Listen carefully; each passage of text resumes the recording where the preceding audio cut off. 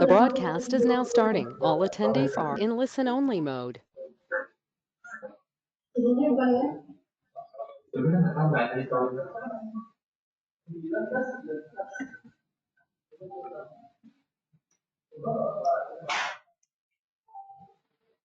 Baik, selamat sore teman-teman. Jumpa lagi pada kesempatan hari ini webinar hari Jumat tanggal 13. Jadi hari ini kita akan membahas ilusi mata uang ya. Jadi ini sedikit melebar ke wawasan tentang ekonomi dan bagaimana kaitannya di dalam perdagangan saham maupun forex. Jadi ini materinya biasa saja ya, ini materi biasa, tetapi saya memiliki kewajiban untuk memberikan wawasan tentang ekonomi bagi teman-teman sekalian, meskipun kelihatannya tidak berkaitan dengan perdagangan finansial, tetapi sebenarnya itu kaitannya sangat erat sekali ya. Oke, dari materi ini adalah untuk memberikan wawasan kepada teman-teman. Mungkin kalau kita masih ada sisa waktu di akhir sesi ini, kita masih bisa melihat sebentar beberapa analisa singkat untuk komoditas emas maupun untuk minyak ya.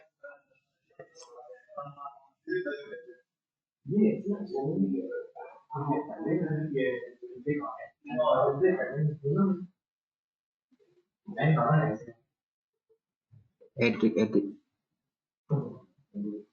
Baik teman-teman, seperti biasa saya sampaikan terlebih dahulu untuk disclaimer-nya, seperti yang saya sampaikan di awal bahwa ini adalah bentuk komunikasi dari HFM kepada membernya agar memiliki wawasan tentang analisa, tentang makroekonomi, tentang berbagai macam fundamental, supaya kita bisa menafsirkan pergerakan pasar sebelum membuat keputusan.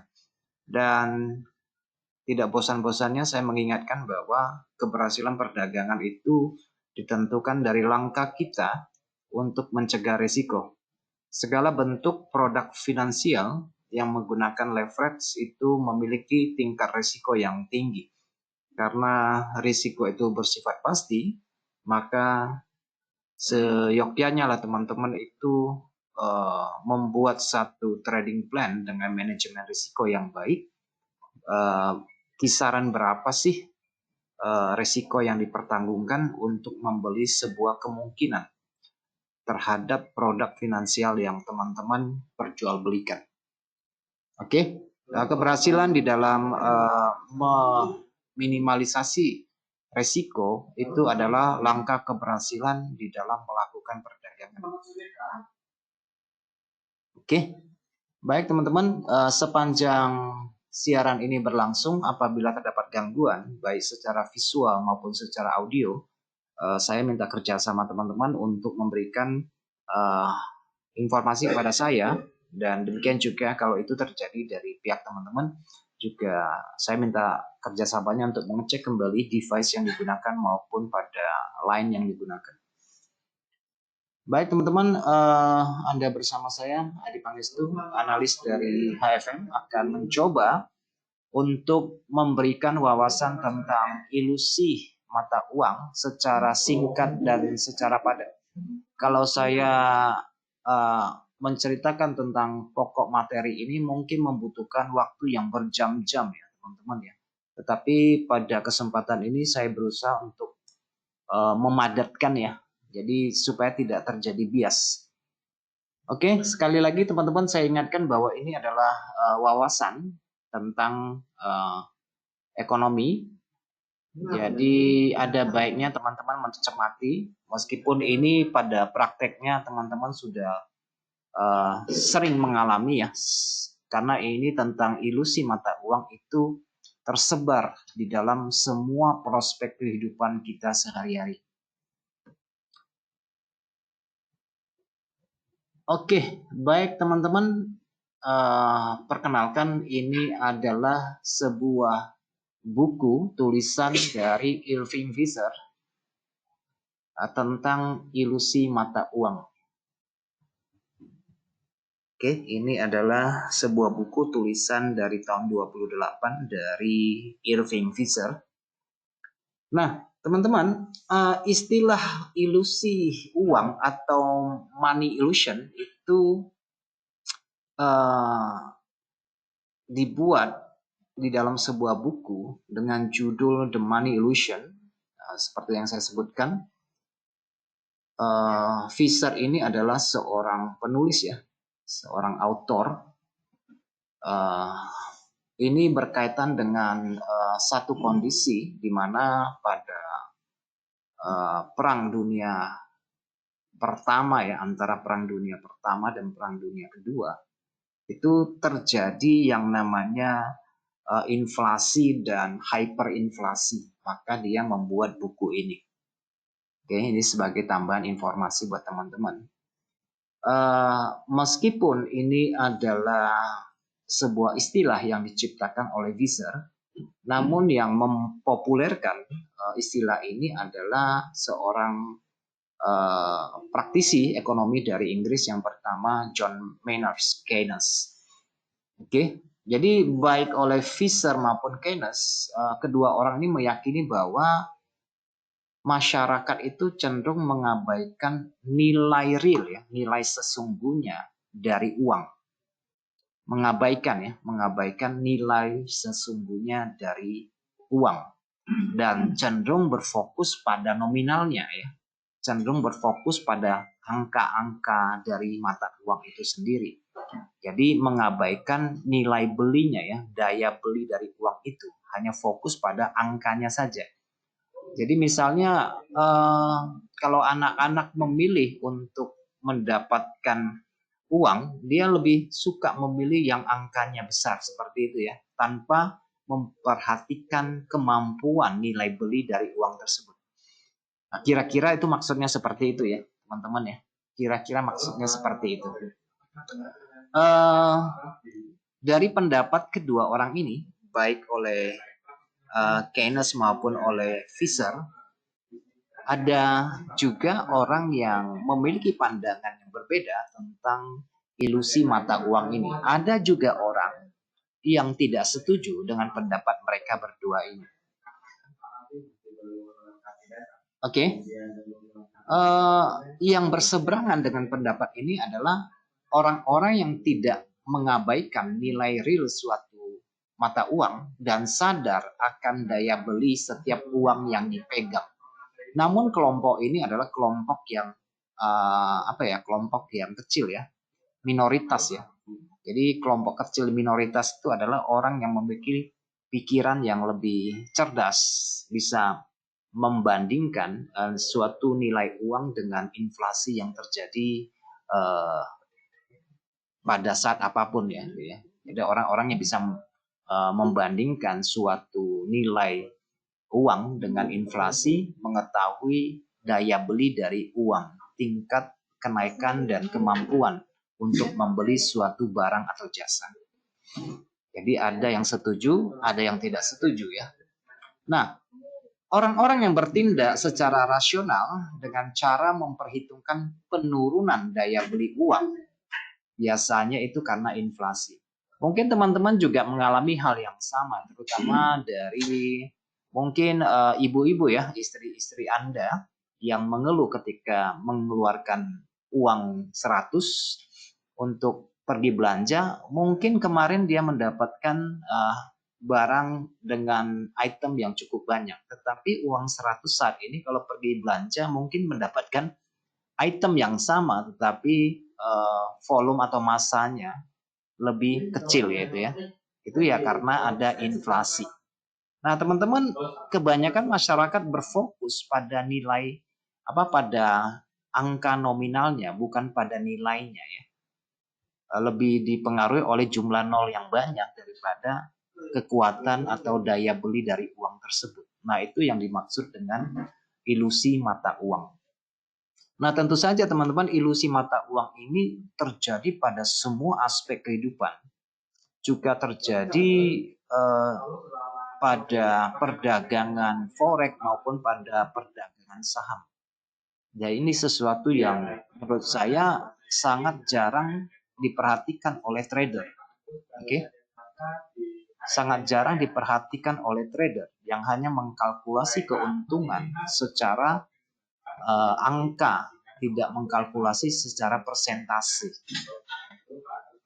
Oke, teman-teman, dalam praktek kehidupan kita sehari-hari, tanpa sadar sebenarnya kita juga terjerat oleh istilah ini ya, terjerat oleh istilah ilusi uang ini. Oke. Jadi ilusi uang ini akan mempengaruhi persepsi masyarakat tentang misalnya jumlah kekayaan seseorang, kemudian tentang keputusan konsumsi masyarakat gitu ya, gaya hidup, kemudian juga pada masalah investasi maupun pada saving ya, pada menabung misalnya, itu akan mempengaruhi ya. Oke, teman-teman, kira-kira itu sekilas tentang ilusi mata uang ini. Oke, saya tidak membuat template yang banyak, tetapi saya minta telinga Anda untuk menangkap maksud yang saya sampaikan. Ini materinya pendek saja ya, teman-teman. Karena saya pikir teman-teman mungkin sadar atau tidak sadar, ternyata ini sering terjadi di dalam semua aspek kehidupan kita. Nah, sekarang kita akan melihat hubungan dari ilusi mata uang, dan biasa ini terjadi pada tingkat inflasi ya, teman-teman. Inflasi yang tinggi itu menyebabkan bank sentral di banyak negara memulai serangkaian kenaikan suku bunga. Dan itu yang kita lihat dari pasca pandemi. Oke. Pasca pandemi, indeks saham meningkat dengan pesat, kemudian inflasi meroket karena ada yang namanya subsidi dari pemerintah memberikan beberapa kupon mempermudah bagi perusahaan untuk membayar suku bunga bank pinjaman, berbagai macam fasilitas dan akomodasi yang diberikan, kemudahan-kemudahan yang diberikan oleh pemerintah kepada perusahaan maupun kepada rumah tangga. Misalnya untuk Indonesia juga kita mendapatkan bantuan dalam bentuk sandang pangan, misalnya juga bantuan untuk tidak membayar tagihan listrik, ada potongan dan sebagainya. Berbagai kemudahan itu dan berbagai bantuan yang dilakukan oleh pemerintah yang ada di dunia itu akibatnya meningkatkan tingkat inflasi yang kita lihat sangat signifikan naiknya ya.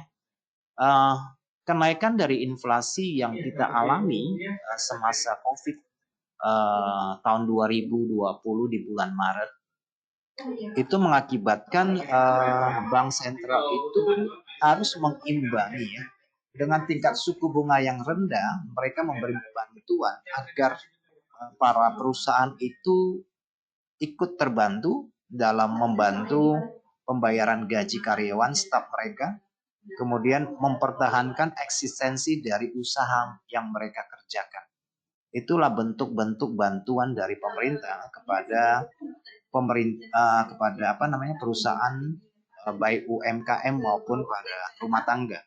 Nah, teman-teman, kemudahan-kemudahan tersebut akhirnya menciptakan peningkatan pada angka inflasi. Oke, nah semasa COVID, teman-teman juga tahu bahwa berbagai macam sumber pangan maupun jasa mengalami gangguan, baik pada perhotelan, utilitas dan sebagainya itu mengalami kebangkrutan massal, banyak perusahaan-perusahaan yang gulung tikar dan sebagainya. Hambatan-hambatan dari distribusi ya, rantai pasokan itu mengalami halangan. Nah, bukan hanya satu kejadian dari pandemi ini pada invasi Rusia ke Ukraina, juga pada pergeseran politik global, baik yang ada di Timur Tengah maupun yang ada di Eropa, itu juga menciptakan inflasi meningkat dengan besar. Nah, di masa-masa itu biasanya bank sentral itu menurunkan suku bunga. Nah, ketika kondisi mulai membaik, pertumbuhan mulai yang tadinya menurun, stagnan, kemudian perlahanan naik yang bisa kita baca dari GDP-nya maupun pada PMI-nya yang biasa kita menggunakan berita untuk melakukan trading. Nah, perlahan ekonomi akhirnya mulai bangkit karena bantuan-bantuan tersebut. Tetapi tingkat inflasi yang diakibatkan dari hal tersebut terhadap permintaan yang besar dan distribusi bahan yang terganggu serta stok semua bahan mentah yang tidak tersalurkan, itu kan pada akhirnya membuat inflasi tinggi ya. Nah, ketika kondisi membaik, apa yang dilakukan oleh Bank Sentral, teman-teman, belakangan ini? Ya, melakukan pemotongan suku bunga secara perlahan hingga ke target mereka di kisaran 2 hingga 2,5%. Itu yang dilakukan oleh Bank Sentral untuk menstabilisasi perekonomian negara mereka masing-masing. Oke, teman-teman. Jadi inflasi yang tinggi menyebabkan bank sentral di banyak negara melakukan kenaikan suku bunga. Dan ketika inflasi ditekan dengan penurunan suku bunga, supaya kondisinya kembali stabil ya. Nah, contohnya ya teman-teman, hasil dari suku bunga deposito itu biasanya itu menarik perhatian dan jauh lebih baik. Tetapi sebenarnya itu hanya sebuah ilusi, ya, hanya sebagian daripada kebenaran. Oh, suku bunganya tinggi nih karena inflasinya tinggi. Orang menarik menyimpan uangnya di deposito. Namun tingkat suku bunga nominal, suku bunga yang tinggi itu tidak cukup gitu ya, tidak cukup. Karena itu bukan sebagai indikator dari keuntungan yang sesungguhnya. Bukan berarti suku bunganya besar, kemudian teman-teman taruh saving money di deposito. Bukan berarti dari persentase itu kita akan mendapatkan keuntungan yang besar. Nah, secara nominal mungkin iya, tetapi secara daya beli ternyata tidak gitu ya. Nah, itu yang dimaksud dengan ilusi. Karena dengan tingkat suku bunga yang naik dari obligasi tersebut, tetapi kondisi dari inflasi itu juga tinggi. Jadi ceritanya sama aja dengan bohong gitu ya kira-kira ya. Tetapi kebanyakan orang tidak mau tahu, itu bunganya tinggi gitu ya. Jadi mereka itu seperti laron yang tersedot oleh cahaya lampu seperti itu ya. Menarik perhatian. Nah, teman-teman, banyak sekali orang yang menyerah pada ilusi suku bunga yang tinggi. Oke, suku bunga yang tinggi nih. Banyak orang melihat hal tersebut dan tidak sadar bahwa itu bukan sesuatu yang sesuai dengan kenyataan atau daya beli masyarakat. Oke, tetapi biasanya banyak orang tidak mau peduli. Tingkat suku bunga yang tinggi berarti nominal keuntungannya juga tinggi. Tahunya mereka seperti itu. Nah, teman-teman, tingkat inflasi itu sebenarnya dapat menghabiskan semua keuntungan yang ada di depan kita. Oh, suku bunga yang tinggi, apa gunanya sih suku bunga yang tinggi kalau inflasi juga tinggi? Nggak ada gunanya kan? Sama sekali nggak ada gunanya. Oke, oleh karena itu kita sebagai trader atau sebagai karyawan, kalau kita tidak memiliki penghasilannya melebihi angka inflasi, kita tetap miskin jadinya. Kalau penghasilan kita tidak di atas angka inflasi tahunan maupun bulanan, wah kita tetap miskin jatuhnya. Kenapa? Karena uang yang kita dapat dari gaji, uang yang kita dapat dari investasi, itu nggak sebanding dengan kenaikan inflasi. Ya sama aja bohong gitu ya, sama aja bohong. Nah, oleh karena itu teman-teman, masuk akal kalau untuk mendiskontokan keuntungan nominal dengan tingkat inflasi. Jadi kita harus menjadi bagian orang yang sedikit yang bertentangan dengan pemikiran tentang ilusi mata uang ini. Orang yang selalu membandingkan daya beli dengan dari nilai uang yang kita dapat. Jadi harus selalu membandingkan. Jangan sampai kita tertipu oleh angka yang banyak. Oke? Jadi ilusi mata uang ini mempunyai pengaruh yang sangat besar ya terhadap suku bunga yang tinggi. Karena suku bunga yang tinggi itu juga merupakan sebuah sebuah ilusi ya. Jadi bisa kita simpulkan dari ilusi mata uang ini atau money illusion ini itu adalah sebuah manipulasi pikiran di mana pikiran tersebut lebih melihat uang dari nilai angkanya. Oke. Jadi ilusi mata uang kalau kita simpulkan itu kebanyakan masyarakat melihat uang itu dari angkanya, nilai nominalnya, bukan value-nya, bukan daya belinya. Nah, teman-teman trader yang cerdas semestinya mengetahui hal tersebut. Sehingga saya butuh untuk memberikan informasi kepada teman-teman. Oke? Kalau hanya melihat dari angkanya atau nilai nominalnya, nolnya yang banyak, keadaan ini akan membuat siapapun untuk mengabaikan inflasi. Sehingga ikut juga mengabaikan nilai real dari uang tersebut. Kan gitu ya. Nah, contohnya begini ya teman-teman, saya bisa memberikan contoh yang sederhana. Misalnya teman-teman kalau saya bilang di tahun 2000 tahun 2000 sekarang itu kan mungkin harga satu bungkus Indomie harganya berapa sekarang? Mungkin ya katakanlah 3.000 ya. Katakanlah 3.000. Tetapi kalau tahun 19.000 tahun 1990 harga mie instan itu hanya nilainya 1.000. Oke. Nilai mie instan itu nilainya hanya 1.000. 10 tahun yang lalu satu bungkus Indomie itu mungkin cuma 1.000 atau 900. Tetapi saat ini nggak bisa. Nah, itu karena apa? Karena ada peningkatan inflasi. Pelebaran ya. Pelebaran. Atau katakanlah kalau teman-teman sekarang ini punya uang 1.000 saja ya. 1.000 daya belinya 10 tahun yang lalu dengan daya beli saat ini berbeda.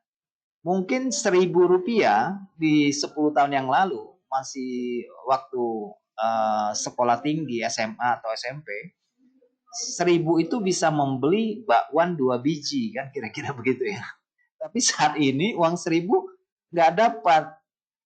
Beli bakwan 2 biji itu nggak dapat. Dapat satu pun mungkin tidak, karena bakwan nilainya mungkin sudah 3.000, 5.000 per biji.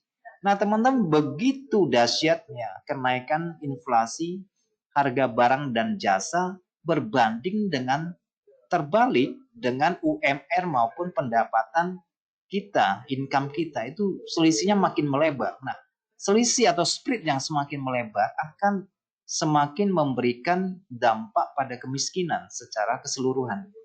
Karena nilai belinya nggak ada gitu ya. Daya belinya nggak ada. Kira-kira seperti itu ya teman-teman.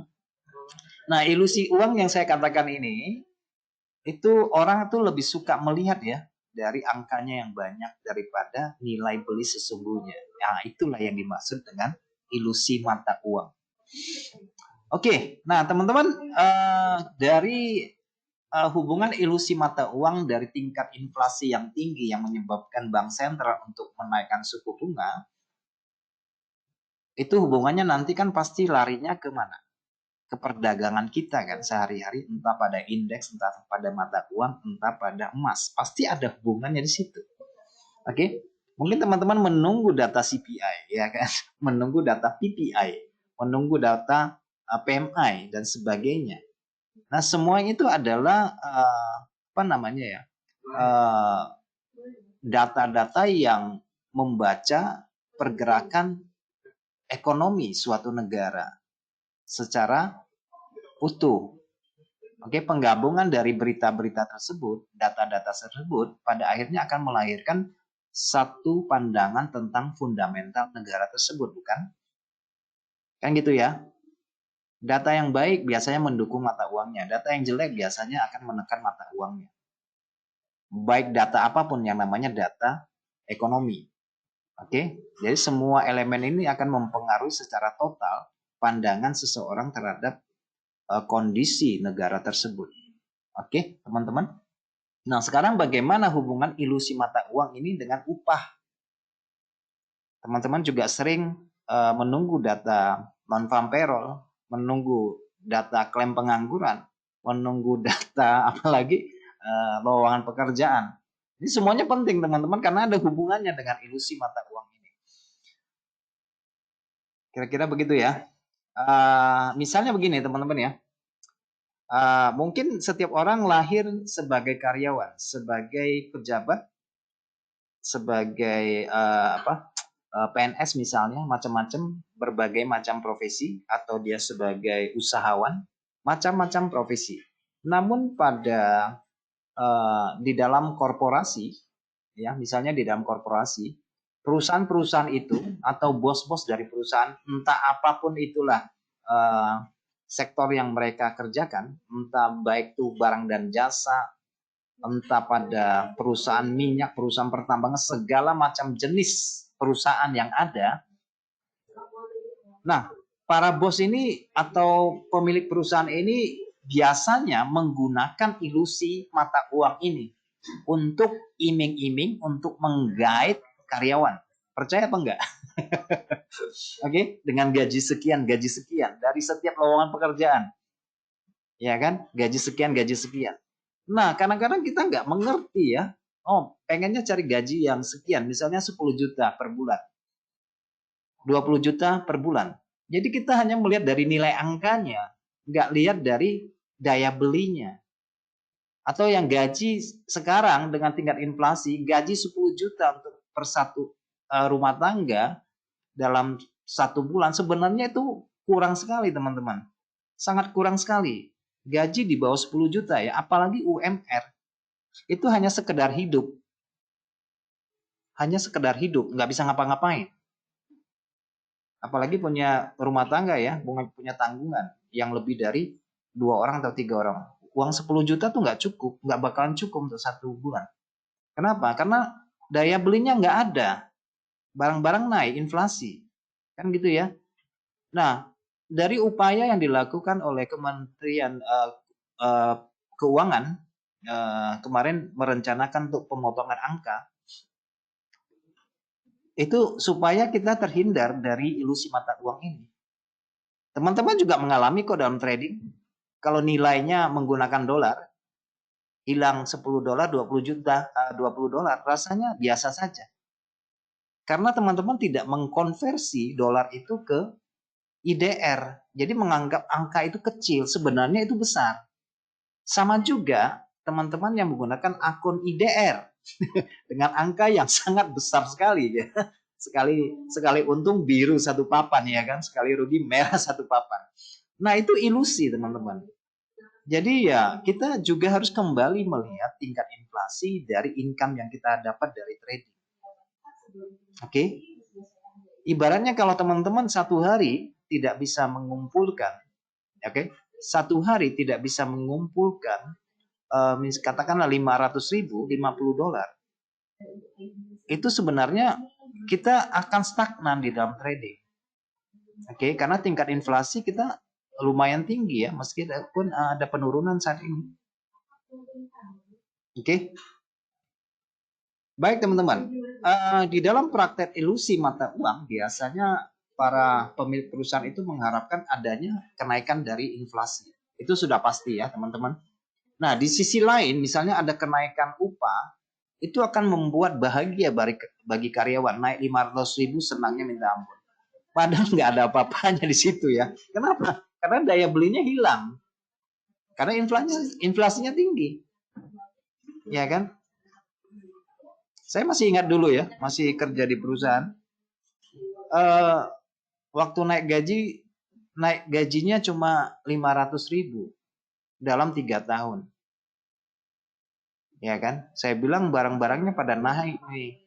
Tomat aja naik saya bilangnya kan. Beras naik. Cuma itu bagian dari yang memberikan gaji cuma ngomongnya begitu. Emangnya kamu makan tomat itu sekali makan 1 kilo katanya. Gitu ya. Kurang ngajar memang.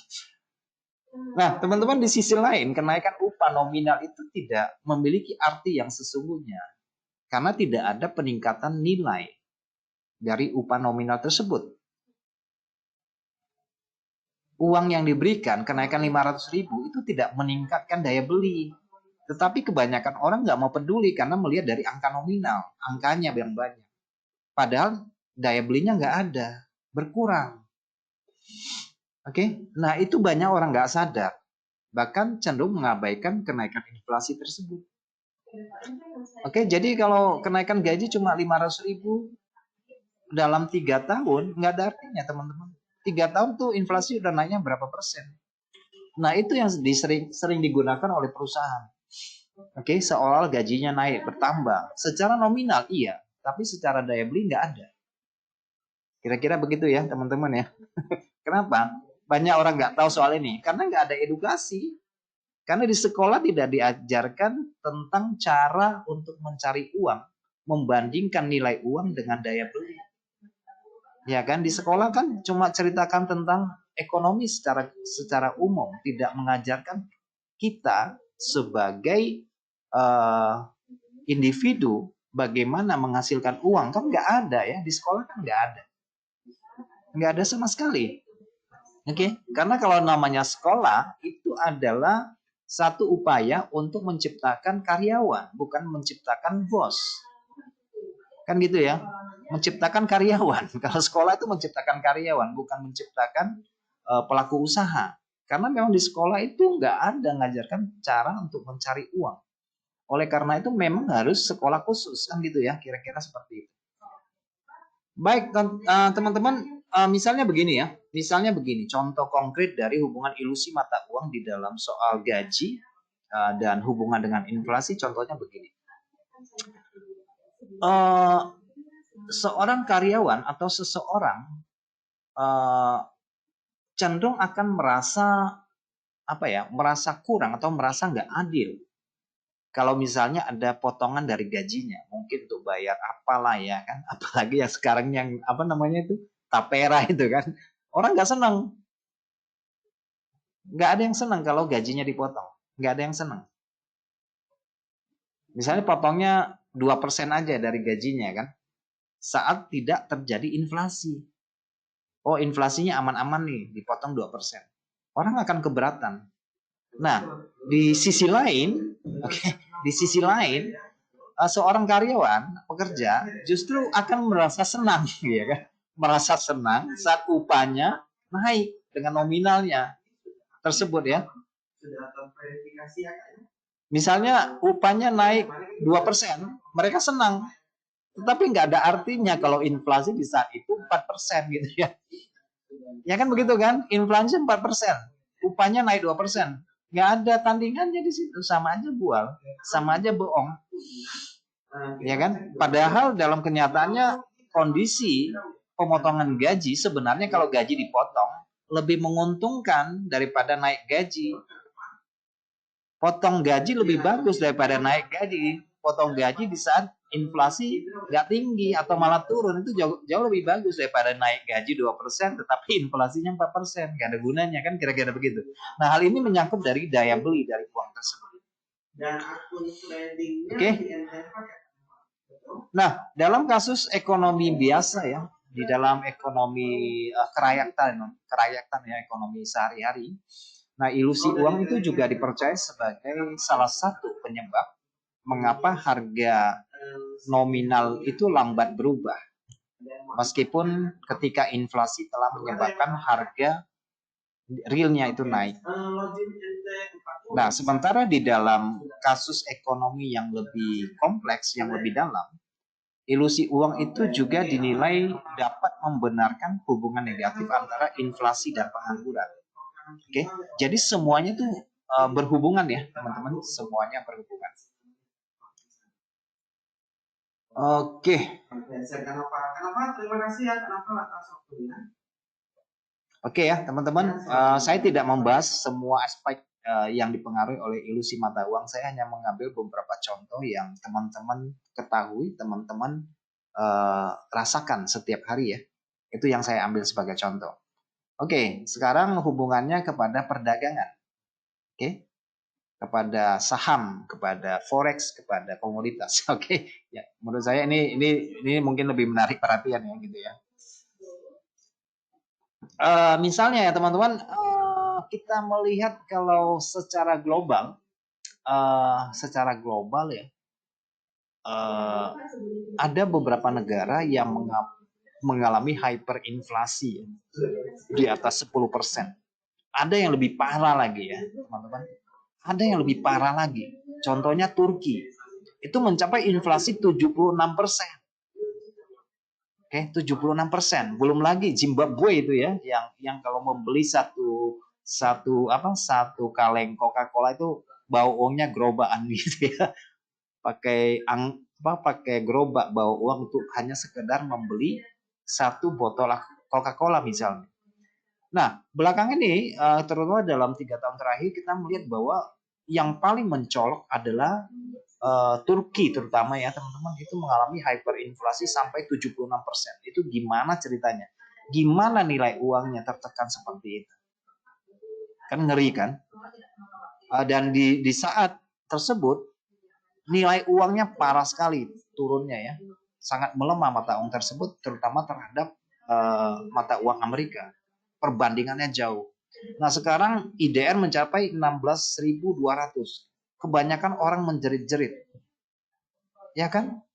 Berbagai upaya dari bank sentral untuk menekan pelemahan IDR tidak berpengaruh karena mata uang dari negara berkembang, emerging market, itu sangat dipengaruhi oleh faktor luar dari fundamental dari ekonomi kelompok 10. Ya kan, kita kan kelompok G20 ya, termasuk dalam kategori negara berkembang, ekonomi dari emerging market. Nah, sekarang rupiah sudah mencapai 16.200. Sebelum-sebelumnya 15.000 sempat, berarti kenaikannya kan sudah apa ya? Dari 15.000 ke 16.200 kan sudah puluhan ribu kan. Dampaknya terhadap kehidupan kita yaitu inflasi menjadi naik karena daya belinya nggak ada. Uang yang kita keluarkan lebih banyak untuk mendapatkan barang yang sedikit. Kan begitu ya? Jadi kalau teman-teman ada yang melakukan investasi ke luar negeri misalnya ya, investasi ke luar negeri itu tidak mesti pergi ke negaranya. Di dalam trading juga kita melakukan perdagangan terhadap mata uang negara lain, itu juga sudah termasuk dalam kategori spekulasi maupun investasi terhadap aset luar negeri kan. Itu yang kita lakukan kan saat ini. Sebenarnya kalau kita melihat dari inflasi yang tinggi, itu biasanya itu berbanding terbalik dengan indeks saham mereka. Kadang-kadang indeks sahamnya itu juga naik ya. Inflasi tinggi, indeks saham Nasdaq naik, Dow Jones naik, SP 500 naik, indeks Jerman naik, IDX naik, indeks Turki, Shanghai semuanya, Tokom semuanya naik. Ya kan? Saikom semuanya naik, indeksnya semua naik, komoditas juga naik. Nah, sehingga orang dapat berpendapat bahwa mendapatkan kesan bahwa investor akan mendapatkan keuntungan dari kenaikan berbagai macam stok yang ada, saham yang ada. Tetapi itu nggak ada artinya kalau terjadi kenaikan pada inflasi. Inflasi yang tinggi, sehingga inflasi yang tinggi itu dapat mengerus keuntungan dari keuntungan kita. Jadi memang harus kita selalu memperbandingkan kedua hal tersebut. Oke, kira-kira seperti itu teman-teman. Nah, kita itu sebagai trader atau sebagai investor itu juga bisa tertipu ya dengan pertumbuhan misalnya laporan pendapatan atau laba dari suatu perusahaan. Itu bisa terpengaruh juga ya teman-teman sebagai pertumbuhan real. Yang penting itu pertumbuhan real dari suatu usaha bisnis itu harus disesuaikan dengan inflasi. Kalau kita tidak membandingkan pada sektor tersebut dengan tingkat inflasi, ya kita akan terpengaruh dari ilusi, dari angka yang kita dapat, pembagian dividen dan sebagainya. Dapat inflasi dividen sekian. Ya kalau kita bisa lihat itu harus dalam bentuk persentase pembagian dividen itu, bukan dalam angka nominalnya. Namun di dalam trading, sekali lagi teman-teman harus menekankan dalam angka nominal, bukan dalam bentuk persentase. Itu harus kebalikannya kalau melakukan trading, karena trading itu adalah upaya spekulasi, ya kan? Upaya spekulasi di pasar spot market. untuk kontrak for difference. Itu kita harus tekankan di dalam angka. Jangan tekankan dalam persentase. Tetapi di dalam investasi saham, kita harus tekankan di dalam nilai persentase. Itu dua hal yang berbeda ya teman-teman. Dua hal yang berbeda. Nah di dalam trading, kita harus nyatakan di dalam angka. Meskipun pada mulanya kita menafsirkan bahwa kerugian itu harus 1%, 2%, tetapi hal tersebut harus segera 1%, 2% itu harus segera kita jadikan angka. 1% dari nilai saldo kita tuh berapa? 1% katakanlah 1.000 misalnya kan. Nah kita harus pegang angka nominalnya. Kenapa demikian? Berbeda dengan saham di dalam trading. Karena di dalam pengelolaan risiko kita harus angka kerugian di dalam persentase yang sudah kita jadikan ke dalam angka nominal itu akan meredam kita untuk terlalu antusias dalam melakukan belanja. Oke, meredam kita untuk lebih banyak masuk pasar, kira-kira seperti itu maksudnya kan. Karena ada dalam angka nominal. Meskipun angka nominal itu pada mulanya kita konversi di dalam persentase kan, tetapi harus disediakan dalam angka nominal supaya kita tradingnya itu lebih mapan, tahu kalau rugi jumlahnya segitu. Kalau kita rugi dalam trading dalam angka 1% itu kurang matching. Oke, rugi harus di dalam angka, dan angka itu kita akan memanfaatkan ilusi uang itu untuk memperkuat landasan kita dalam melakukan setiap aksi perdagangan di pasar. Maksudnya begitu ya. Itu hubungannya. Namun di dalam saham kita tidak boleh berpikir seperti itu. Di dalam saham kita harus berpikir secara persentase. Ya, sahamnya naik berapa persentase. Seperti beberapa hal yang telah saya sampaikan di dalam materi-materi sebelumnya ataupun di dalam lain. Ya kan? Untuk pengukuran indeks saya katakan kalau turun 2,5% per hari, boleh kita beli, ya kan? Kalau di dalam crash market turun sampai 25 sampai 30%, kita boleh beli. Nah, saya ngukurnya dalam persentase. Tetapi di dalam trading untuk komoditas, saya tidak menggunakan persentase. Saya menggunakan angka supaya tidak memacu kita untuk terus masuk pasar. Oh, saya ruginya sekian nih, saya ruginya $50 nih, saya ruginya $100 nih. Itu bukan dalam bentuk persentase, meskipun pada mulanya adalah konversi dari persentase. Nah, tujuannya adalah untuk mencegah kita terlalu frekuensi trading kita terlalu banyak, dan itu sangat berbahaya kalau kita menggunakan persentase kerugian di dalam forex. Jadi harus dinyatakan dalam angka ya, kira-kira begitu ya, teman-teman. Jadi berbeda ya, harus dibedakan ya. Meskipun intinya sama ya, tetapi harus kita bedakan mana yang trading saham, mana yang investasi saham, mana yang trading untuk spekulasi saham. Itu dua hal yang berbeda. Kan gitu ya. Atau trading emas misalnya, itu berbeda ya.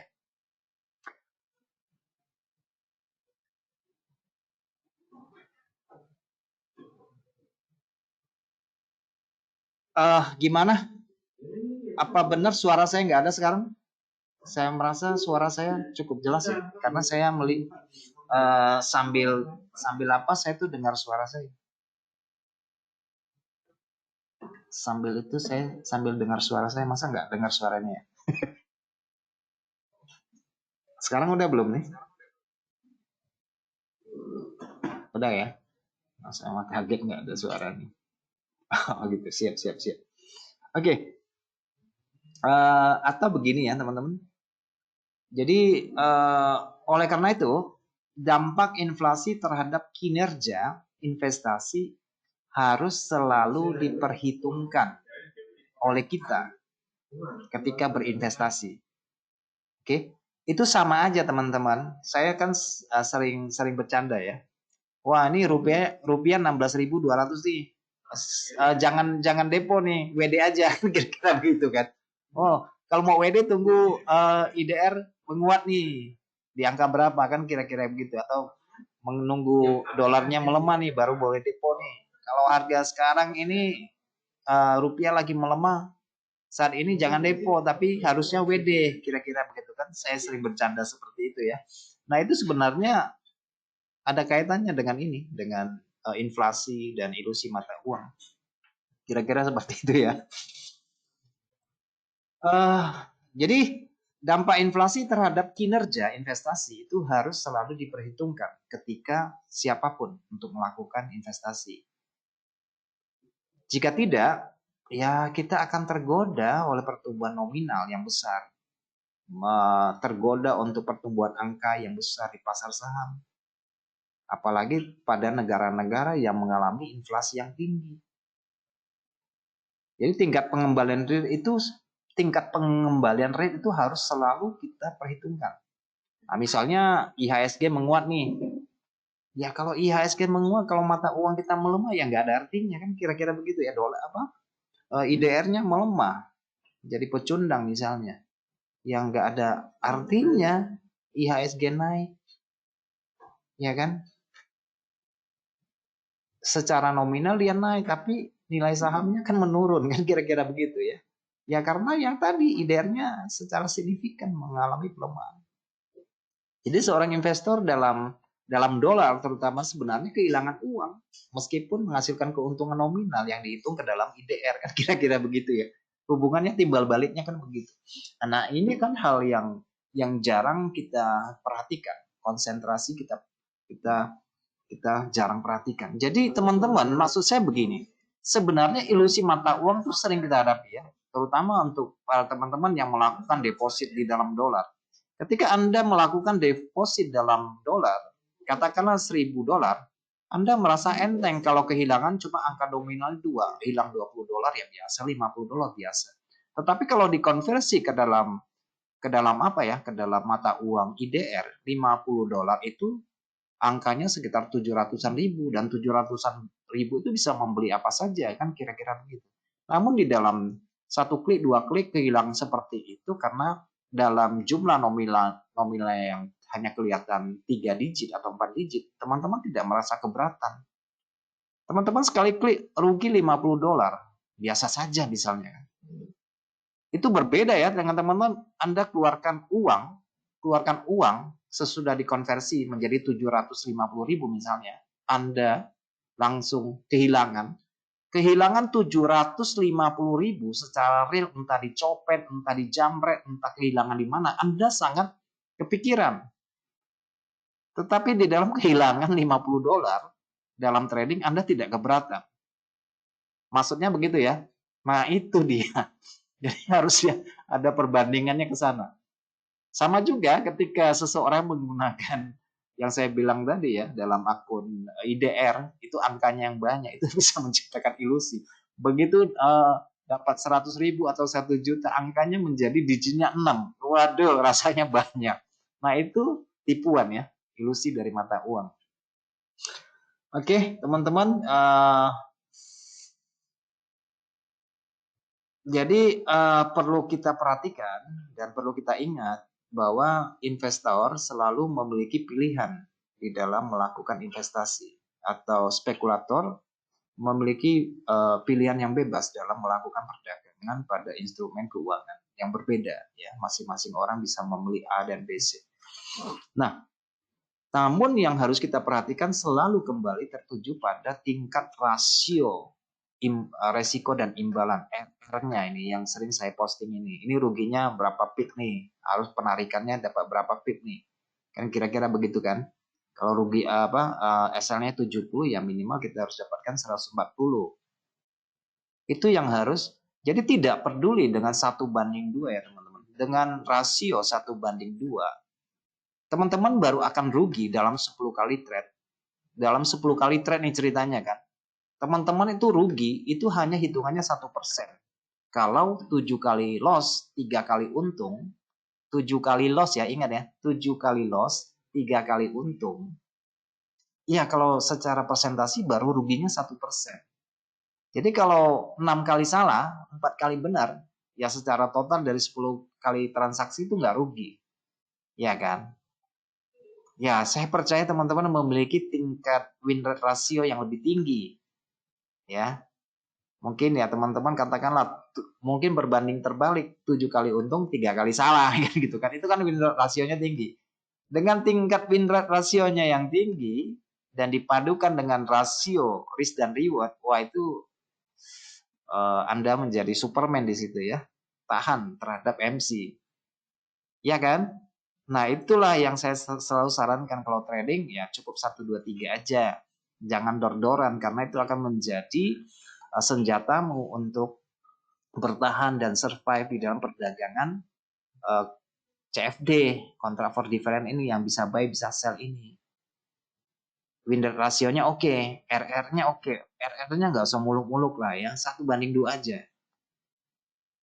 Oke? Itu sudah oke banget. Menurut saya itu bisa survive. Makanya saya selalu sarankan jangan layer, jangan layer, jangan layer.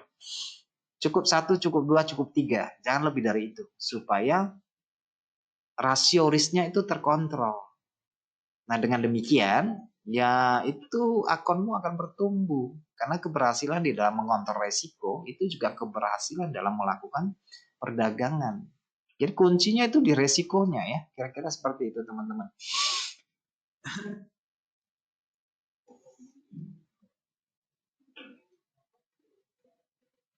Oke, saya pikir cukup ya. Ini untuk wawasan saja ya teman-teman. Untuk wawasan kita bersama saja. Supaya juga di dalam trading, oh ternyata itu juga begitu ya. Ada pengaruh ilusi mata uang ini dalam soal depo dan WD ini kan kira-kira begitu kan.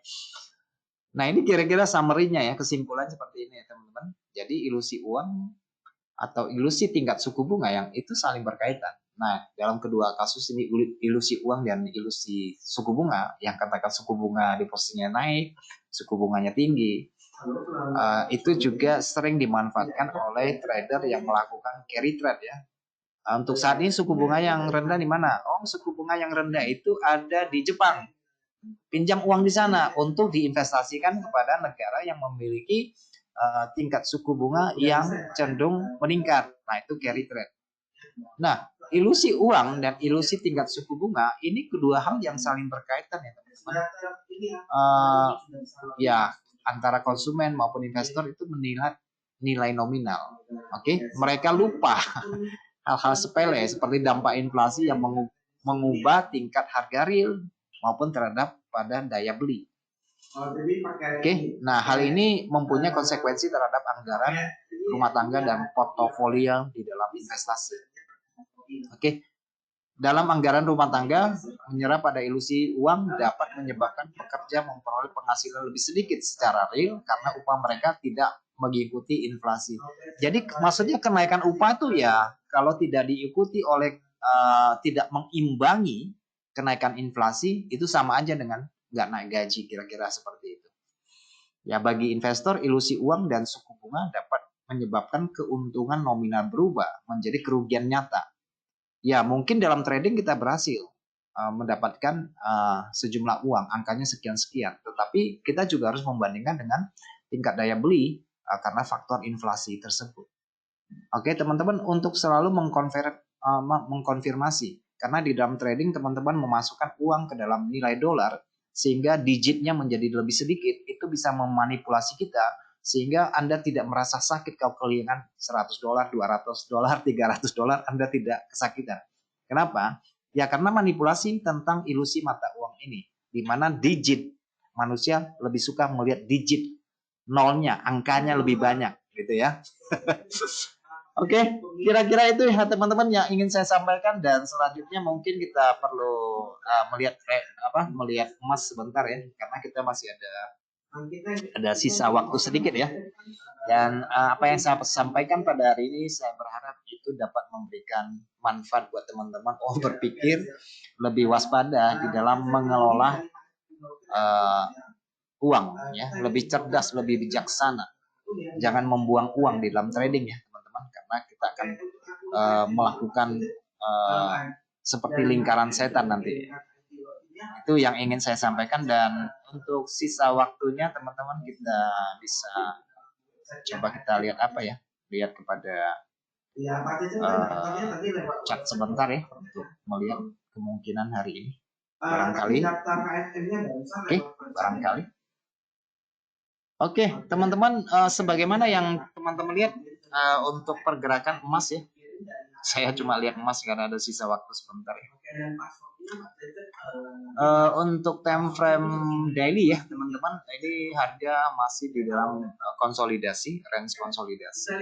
Dan hari ini harga terjadi kenaikan pada hari Jumat, dan hemat saya dari penurunan pada data FOMC, karena saya itu belum yakin bahwa emas akan segera turun. Dari penurunan, menurut saya ini merupakan zona yang patut teman-teman pertimbangkan untuk melakukan dan memperhatikan kemungkinan penurunan pada level harga di sini ya.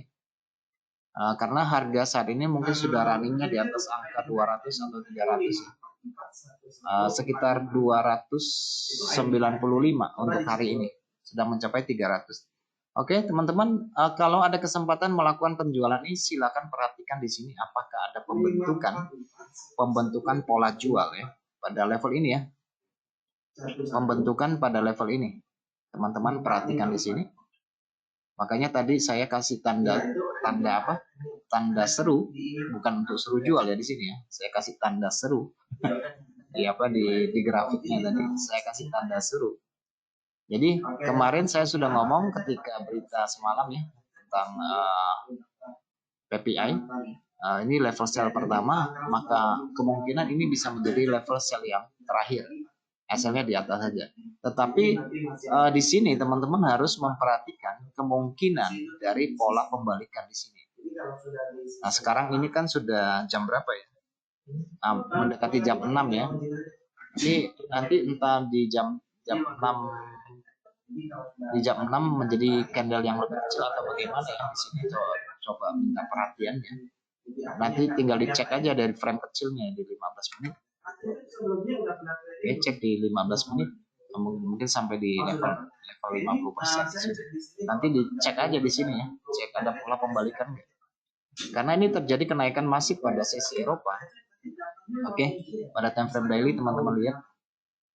Pada time frame daily teman-teman lihat ini ada kenaikan pada sesi Eropa yang sangat cukup kencang ya, cukup kencang. Jadi ini akan menjadi perhatian utama di sini. Bisa nggak kita melakukan penjualan pada level di sini? Oke, hal ini bisa teman-teman dapatkan nanti untuk mencari pattern pada 15 menit, pada 5 menit, atau berapalah di situ ya, atau berapalah di sini. Tapi sepanjang tidak ada upaya penerusan, tidak ada upaya untuk melanjutkan melampaui harga tertinggi, teman-teman tunggulah, pasti dia akan memberikan kesempatan. Karena pembeli dari sisi Eropa ini semestinya mereka melakukan likuidasi posisi, entah nanti pada akhirnya sampai di sini. Oke, dicek di sini ada narrow candle yang ini adalah pola lanjutan ya. Jadi kalau secara gelombang untuk hari ini ya teman-teman, untuk hariannya secara gelombang teman-teman lihat di sini 1, 2, ini mungkin yang 3 ya, yang 3. Jadi kalau ada penjualan pada sisi atas di sini dan itu terjadi misalnya, kalau itu terjadi ya pada misalnya itu ada penarikan ke sisi bawah pada level di sini. Oke, tetapi nanti teman-teman kalau ada penembusan pada level ini, saya juga minta perhatiannya nih. Oke, minta perhatiannya untuk retracement pada level 62% nanti. Oke, untuk memperhatikan retracement pada 62%, yaitu 61.8 maksud saya ya. Coba saya bulatkan aja. Oke, ini kan level 50%-nya di situ ya. Level 50% di sini ya. Jadi kalau ada penembusan nanti mungkin terjadi pada sesi Amerika, tetapi pada sesi Eropa saya melihat ada kemungkinan penarikan kembali ke sisi bawah sesudah mencapai pada level ini, mungkin ya bisa kisaran kembali ke sini atau sedikit ke bawah ya, sekitar daerah sini. Nah kalau ada kesempatan masuk, kalau ada kesempatan nanti ada pembentukan pola sambil perhatikan level ini. Saya pikir ini cukup menjanjikan ya pada level ini sekitar 23.35 hingga ke 40 cukup menjanjikan untuk melakukan penjualan ke sisi bawah ya. Karena kalau untuk lihat candle weekly-nya sini, candle weekly-nya ya. Candle weekly-nya ini ada dorongan turun pada minggu yang lalu, terutama pada yang 1000 pip ya. Itu ada dorongan di situ ya. Ada meninggalkan suatu pesan bahwa orang tidak terlalu menyukai untuk membeli emas di level tinggi ini. Jadi pembelian yang di sini seperti yang saya bilang, harga ini berada dalam koridor ini ya, dalam koridor candle merah ini. Jadi harga saat ini berapa di 23.30. Jadi bagi teman-teman yang intraday ada baiknya memperhatikan level harga ini. Siapa tahu ada kesempatan untuk masuk di sini. Oke, pada level sini ya, kesempatan untuk masuk sini. Oke, teman-teman, saya pikir cuma itu dan kita akan berjumpa nanti malam ya di sesi live pada Telegram. Jadi untuk webinar tentang ilusi mata uang saya akhiri untuk saat ini. Oke. Terima kasih buat atensinya teman-teman. Saya berharap apa yang saya sampaikan minimal bisa menambah wawasan teman-teman tentang ilusi mata uang. Oke, kita akan berjumpa untuk webinar pada minggu depan di materi yang berbeda. Silakan registrasi, cek kembali materi apa yang menarik perhatian teman-teman untuk ikut serta di dalam pembelajaran ini. Baik teman-teman, selamat malam semuanya dan bye-bye.